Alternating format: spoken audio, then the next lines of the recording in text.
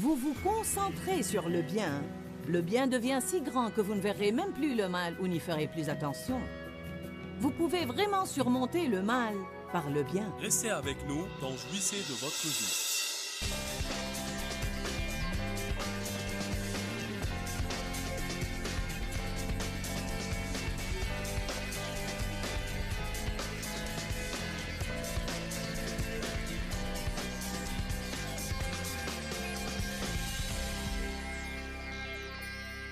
Nous pouvons avoir 50 occasions par semaine pour pardonner à quelqu'un. Amen. Alors il faut être capable de pardonner. Qui pense que nous devrions être capables de pardonner aux autres? Alléluia. Donc tout d'abord, je vais commencer par vous donner une définition du mot pardon. Il veut dire excuser une faute. Pardonner à quelqu'un. L'absoudre de payer. Quand quelqu'un vous fait du mal, n'ayez pas avec lui une attitude de « Eh bien, vous me devez quelque chose ». Vous me devez. Je parlais avec quelqu'un, on discutait d'un problème de mariage. Le couple essayait de trouver une solution. Il y avait un repentir d'un côté et il fallait du pardon de l'autre côté. Pourtant, à ce moment-là, un partenaire essayait de faire payer à l'autre son péché. Vous ne pouvez pas faire ça. Dieu seul peut vous soulager de la peine que quelqu'un d'autre vous a infligée. N'essayez pas d'encaisser de quelqu'un qui ne peut pas vous rembourser. M'entendez-vous aujourd'hui? Le pardon doit être complet. Il ne peut pas être partiel. Le dictionnaire grec Lavigne dit que pardonner veut dire renvoyer, pardonner une dette, annuler complètement. Une rémission du châtiment dû, accorder une faveur, libérer, relâcher ou lâcher prise. Et ça veut dire aussi laisser tomber ou oublier. J'aime ce que la Bible amplifiée dit. Elle dit « laisser tomber ». Je me rappelle quand Dave me le disait il y a bien des années parce que je rabâchais incessablement sur quelque chose. Je rabâchais et je rabâchais. Il me disait « peux-tu juste laisser tomber ?» et continuer. Il y a sûrement quelques personnes ici cet après-midi qui ont besoin de laisser tomber une chose. Vous devez l'enlever de votre bouche et l'effacer de votre tête et arrêter de menacer les autres avec.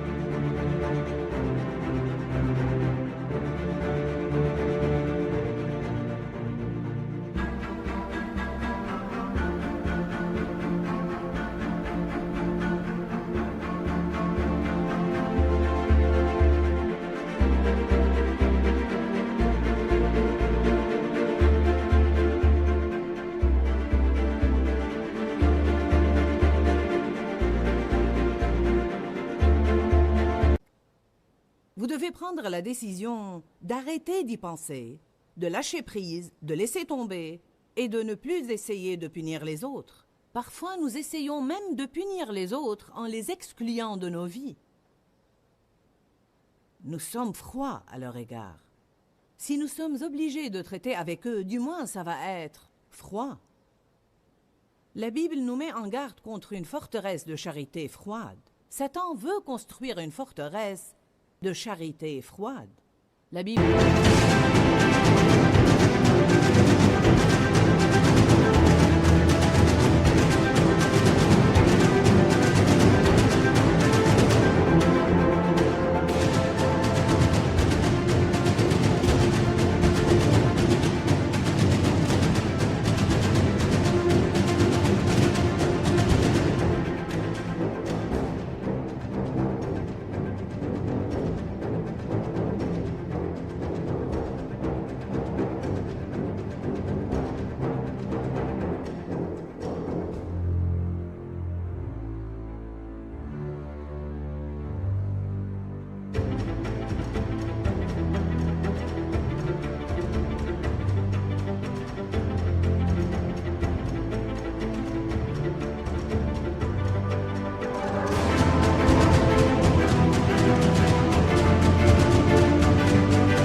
dans les derniers temps, c'est dans Matthieu 24, dans les derniers temps, la charité chez le grand nombre se refroidira.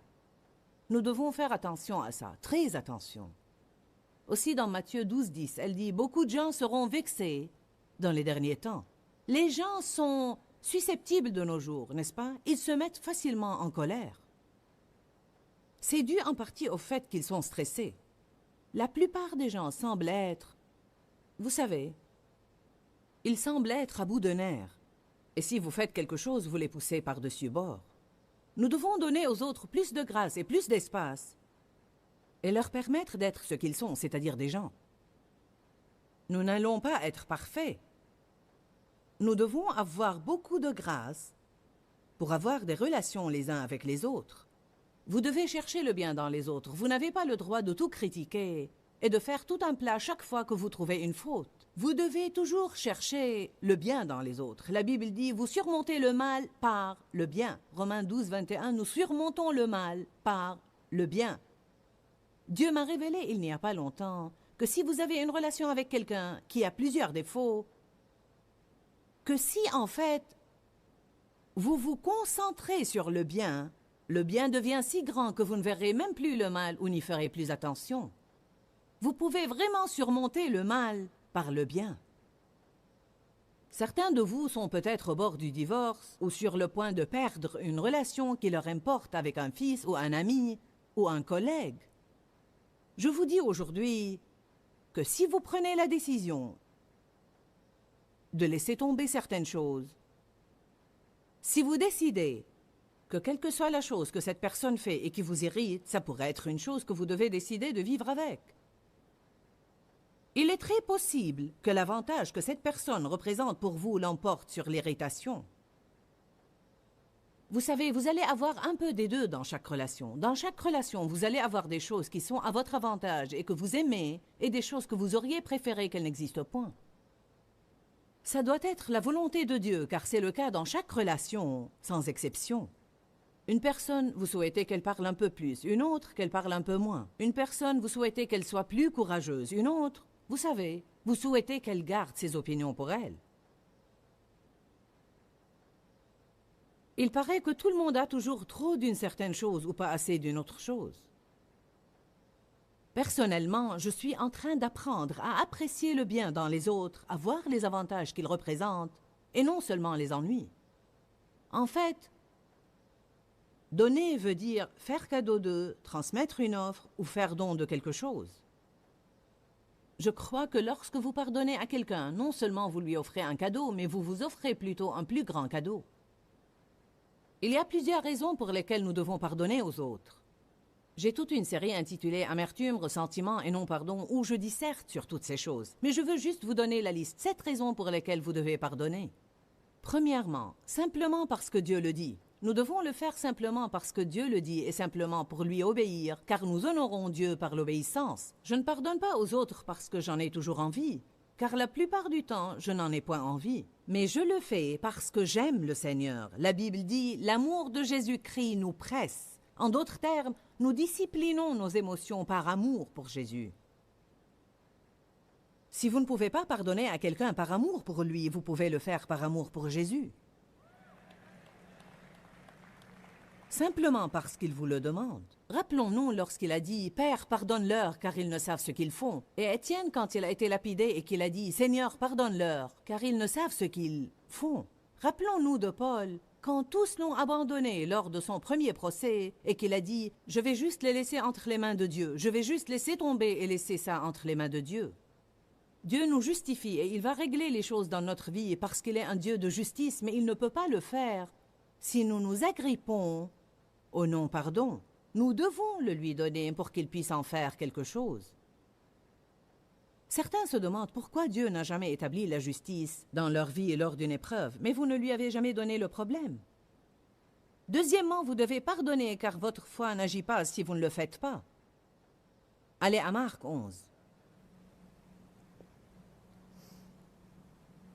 Peut-être connaissez-vous bien ces passages, mais ça m'est égal. Dieu m'a demandé de les prêcher, alors vous devez être secoué à cet égard. Il n'est pas dit que chaque message doit être une parole nouvelle, mais il doit être simplement une parole actuelle. Peut-être souffrez-vous de non-pardon et vous devez le surmonter, ou bien vous allez l'avoir dans un proche avenir et vous devez être capable de vous en occuper quand il vient. Savez-vous que ça fait vraiment peur de réfléchir qu'on ne sait jamais à quel moment on doit être prêt à pardonner à quelqu'un? Je veux dire que vous pouvez être là 1 minute avant et penser que tout est parfait. Vous vous retournez et quelqu'un vient vous vexer ou vous dire quelque chose ou vous faire quelque chose et vous vous trouvez ayant besoin de pardonner. En fait, j'ai personnellement décidé finalement, je ne veux pas avoir à faire des efforts tout le temps, avoir à me débattre à n'en plus finir pour essayer d'arriver là où je peux le faire. Alors j'ai finalement décidé, je veux être capable de pardonner. Je veux être la sorte de personne que vous devez vraiment pousser, je veux dire beaucoup, pour pouvoir l'énerver et la contrarier. Parce que je veux vivre dans la paix de Dieu. Je peux vous dire, Satan vous tend un piège pour vous contrarier. Et une des façons de le faire, c'est par les personnes exaspérantes.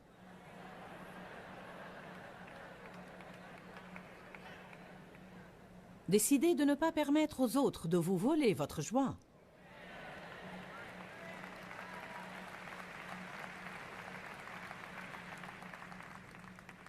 Marc 11, 22. Et Jésus prit la parole et leur dit, « Ayez foi en Dieu constamment. » Alors nous ne devons pas avoir foi et puis un peu de doute et puis un peu de foi et un peu plus de doute. Nous devons avoir foi en Dieu constamment. Nous devons apprendre à vivre de foi en foi.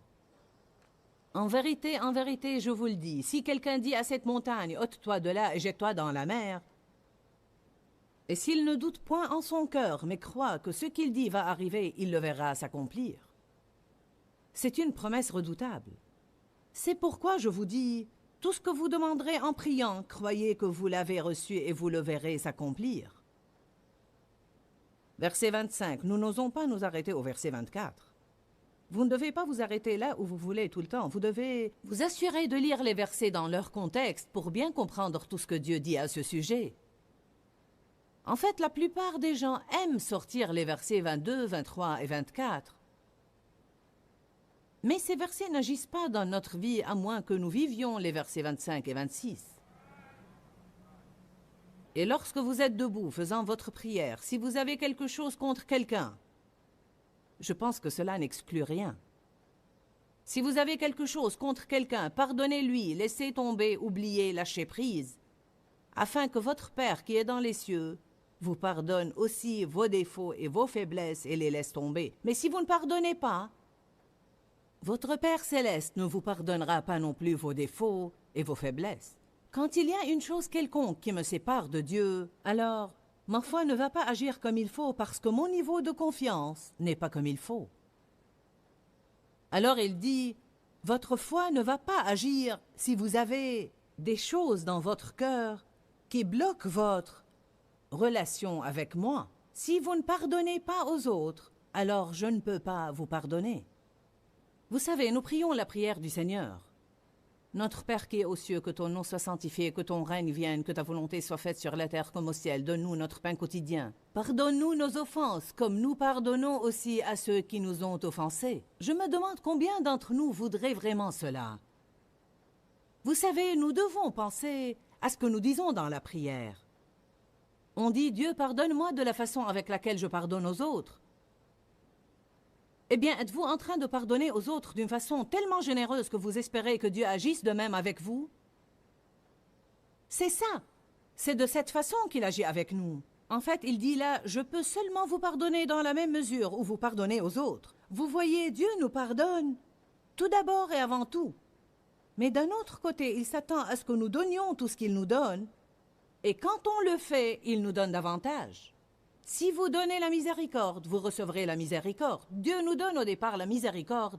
Il nous sauve par la grâce et la miséricorde. Il nous pardonne nos péchés et il veut que nous laissions cela affluer vers les autres à travers nous. Il nous aime et veut que nous recevions cet amour puis que nous aimions les autres. Il nous pardonne et il veut que nous recevions ce pardon, que nous nous pardonnions et que nous le laissions affluer vers les autres. Il nous donne la miséricorde et il veut que nous la recevions, que nous soyons miséricordieux envers nous-mêmes et la laissions affluer vers les autres à travers nous. Nous devenons un canal où ce flux passe tout le temps dans nos vies. Certains sont des tuyaux bouchés. Nous voulons vous déboucher aujourd'hui. Qui veut être débouché aujourd'hui? Parfois, je pense que les gens sentent... Ils sentent littéralement comme quelque chose m'entrave. Quelque chose bloque mon progrès. En fait, ils ne savent pas ce que c'est, parce que Satan nous dupe et nous trompe. Parfois, nous pensons que nous avons de bonnes raisons pour en vouloir aux personnes. Mais je ne peux trouver rien dans la Bible qui dise que nous avons le droit d'en vouloir à n'importe quelle personne, même quand elle nous fait du mal à plusieurs reprises. C'est la chose la plus difficile à traiter. Quand la même personne nous fait la même chose, encore et encore et encore et encore. Le pardon ne signifie pas toujours la restauration de la relation. L'enseignement sur le pardon gêne certains de vous car ils pensent « Je ne veux pas reprendre cette relation et laisser cette personne me maltraiter ». Servez-vous du bon sens. Personne ne vous demande de laisser quelqu'un vous tabasser 5 fois par jour. Mais vous ne devez pas le haïr. Rappelez-vous que ceux qui souffrent font souffrir les autres et que celui qui vous fait du mal souffre dans son intérieur et quelqu'un lui a fait du mal. Peut-être qu'ils ne sont pas dans un état qui vous incite à avoir une relation étroite avec eux, mais vous ne devez pas les haïr, parce que si vous le faites, vous allez vous tourmenter. Troisièmement, le non-pardon est comme une crasse ou une saleté spirituelle sur l'homme intérieur. C'est comme de la boue que je prends pour m'enduire le corps avec et m'en couvrir partout. Vous allez me regarder et dire « Joyce a besoin de se laver ». Pourquoi voudrait-elle aller partout avec cette saleté? Dieu regarde nos esprits comme ça. Chaque offense, chaque non-pardon est comme une grosse tache de boue sur notre homme intérieur. C'est comme de la crasse spirituelle. Nous devons nous laver dans l'eau de la parole. Dites les uns aux autres, ne jouez pas dans la saleté. Quatrièmement, le non-pardon cause la torture dans votre vie. Il cause la dépression, le manque de joie, la lourdeur. Vous n'êtes pas heureux, quelque chose ne va pas, car votre esprit est empoisonné. Allez, ne vous torturez plus. Pardonnez à quelqu'un. Pourquoi rester là à vous lamenter pendant que la personne qui vous a fait du mal s'amuse sans se soucier de votre chagrin? Cinquièmement, le non-pardon bloque votre relation personnelle avec Dieu. Il bloque votre capacité à venir et à jouir de sa présence. Votre vie de prière est entravée. Rendez-vous service et pardonnez. Sixièmement, vous ne pouvez pas aimer avec du non-pardon dans votre cœur. Nous devons marcher dans la charité. Amen. Il est si important de marcher dans la charité. Vous n'allez jamais avoir une guerre spirituelle efficace contre l'ennemi, à moins que vous n'ayez une marche dans la charité qui soit passionnée et ardente. La charité est l'arme la plus importante que vous ayez pour la guerre spirituelle. Parler les langues ne vous profitera pas si vous ne marchez pas dans la charité. Vous pouvez avoir toute la foi du monde. Si vous n'avez pas la charité, votre foi ne va pas agir, car la foi agit par la charité. La Bible dit, par-dessus ces choses, revêtez-vous de la charité. Ayez les uns pour les autres une ardente charité. Donc, il est de la première importance de faire la plus grande attention à notre marche dans la charité. La charité est plus importante que votre prospérité et votre guérison. La charité est plus importante que votre promotion et votre succès. Jésus nous a demandé de nous concentrer sur la charité. Si nous pensons aux choses importantes d'abord, cherchez premièrement le royaume et toutes ces choses vous seront données par-dessus.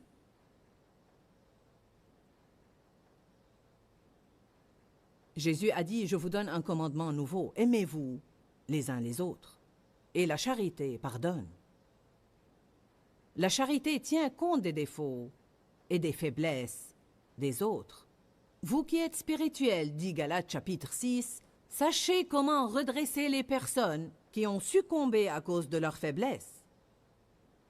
Septièmement, vous ouvrez une grande porte au diable quand vous restez dans le non-pardon. Lisons 2 passages rapidement. Allez à Éphésiens chapitre 4.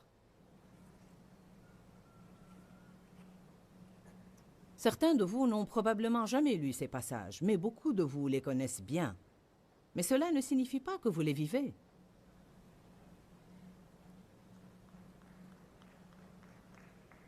Il est possible que vous soyez venu à l'église aujourd'hui avec quelqu'un avec qui vous êtes fâché.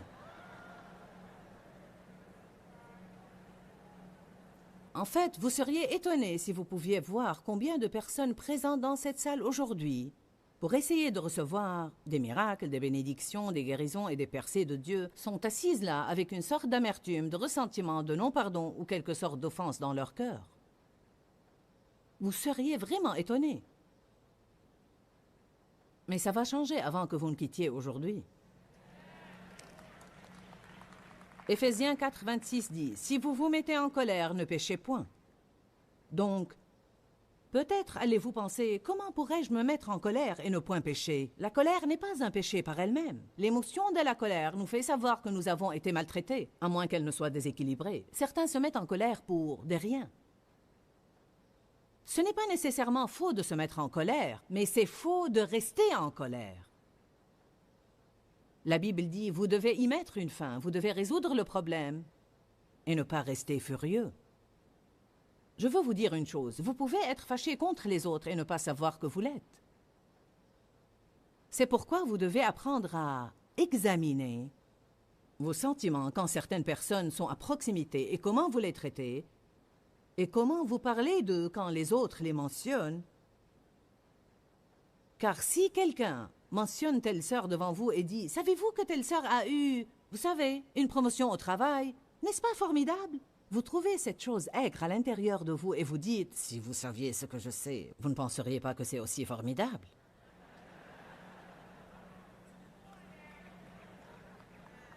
Donc, il y a toujours quelque chose à régler à l'intérieur. Il y a un peu d'eau amère là-dedans qui a besoin de redevenir douce. Si vous vous mettez en colère, ne péchez point, ne laissez pas votre colère, votre exaspération ou votre indignation durer jusqu'au coucher du soleil. Et ne donnez pas accès au diable pour prendre pied. Ne lui donnez aucune opportunité, aucune. Lorsque vous permettez au diable de prendre pied, il pourra construire une forteresse. Une fois la forteresse est là, vous avez un grand problème. C'est pourquoi je vous encourage aujourd'hui à être capable de pardonner. Soyez prompt à donner et soyez généreux dans votre pardon. Votre première réaction à l'offense doit être « je vous pardonne ». J'ai appris cela même dans la circulation. Si quelqu'un prend la place de stationnement que j'attendais, je dis simplement « je vous pardonne ». Amen. Ou bien si quelqu'un tempête contre vous sur l'autoroute lorsque vous faites une faute, je vous pardonne. Je ne vais pas laisser ces futilités m'empoisonner. 2 Corinthiens chapitre 2. Certains de vous peuvent fermer quelques portes au diable aujourd'hui en décidant de pardonner. Vous pouvez fermer la porte à quelques tourments dans votre vie en décidant de pardonner.